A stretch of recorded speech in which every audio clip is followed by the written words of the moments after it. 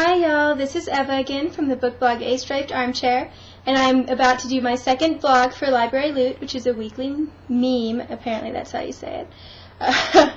Anyway, I only have 8 books this week instead of 22, so I'll be able to talk a little more about each of them, which should be fun.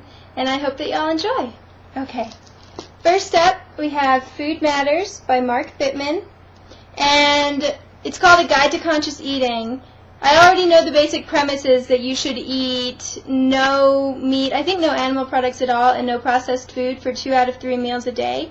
And since I've been eating vegan for all of 2009, that definitely appeals to me.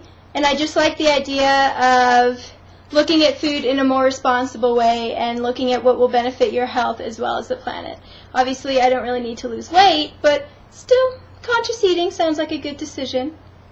Next up, I have Tales of a Female Nomad by Rita Golden Gelman. I wonder if Golden is her middle name or her maiden name or what's going on there. It makes me curious. Anyway, this is a book that a lot of people recommended when I was looking for travel recommendations, and it's one that I'd seen in Barnes & Noble myself, and it definitely caught my eye, so I'm pretty excited to hear about it. She's a children's author who decided one day, I think after a divorce, to pack up and no longer have a permanent home address. So I wouldn't mind doing that myself. Then we have Relentless Pursuit by Donna Foote. Lots of weird author names this time. Anyway, this is subtitled A Year in the Trenches with Teach for America. So it looks at mainly 4 Teach for America first-year teachers in a high school in LA called Locke High School. I've already read it, actually.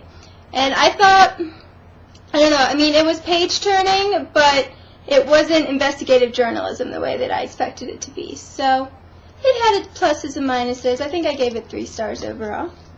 Then we have Wildwood Dancing by Juliette Marier, I think. This is another Once Upon a Time read. I'm very excited about it. The 12 Dancing Princesses is one of my very favorite fairy tales, and this is an adaptation of it.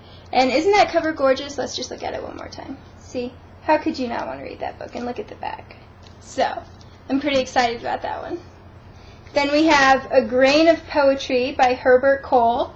It's National Poetry Month, and also this year, with the My Year of Reading Dangerously Challenge, I'm trying to get more aware of poems and kind of incorporate it more into my life. So this one is subtitled How to Read Contemporary Poems and Make Them Part of Your Life.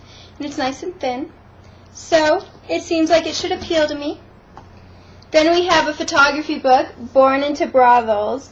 The photographs are by children who live in brothels in Calcutta in India, and there's a documentary about them. I think it might have won an Oscar, I don't know, and you can watch it on Netflix instantly if you have a Netflix subscription.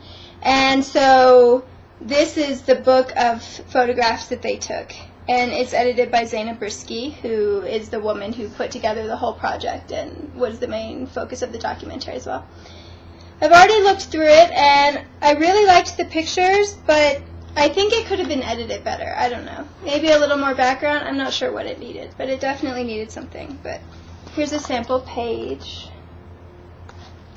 The documentary is excellent. I highly recommend it if you haven't seen it, although it'll make you cry. Good tears, though. Okay, and finally for this week we have Vegan Bites, Recipes for Singles by Beverly Lynn Bennett. Since I'm the only vegan I know, I can usually convince my mom to eat my vegan food anyway. But still, I thought it'd be nice to look at recipes that were aimed at single servings. I've already looked through this one, and most of the recipes are like serve 2 to 5. So I'm not really sure why they call it recipes for singles, unless it's for singles who eat a whole lot of servings at one meal. And the recipes themselves, I don't know, I found them kind of unoriginal. So I can't say that it's one that I'll want to buy myself, but, you know, it's always nice to try. That's why I like that the library has so many cookbooks. So there we go. I actually only got 7 books this week, not 8. Apparently I can't count. I still have way too many of the ones from last week's haul to read. So, you know, we'll see. I don't know which one I'll pick up next. I'm reading a lot of books right now, but I'm not really, like, grabbed by any of them. I'm thinking about retreating to the 19th century England. If you've read my blog, you already know why. But so there we go. I hope that you enjoyed this edition of my Library Loot, It was a lot more rambly than the first one. I'm sorry about that. And now I have to go meet a friend for dinner. So, bye guys!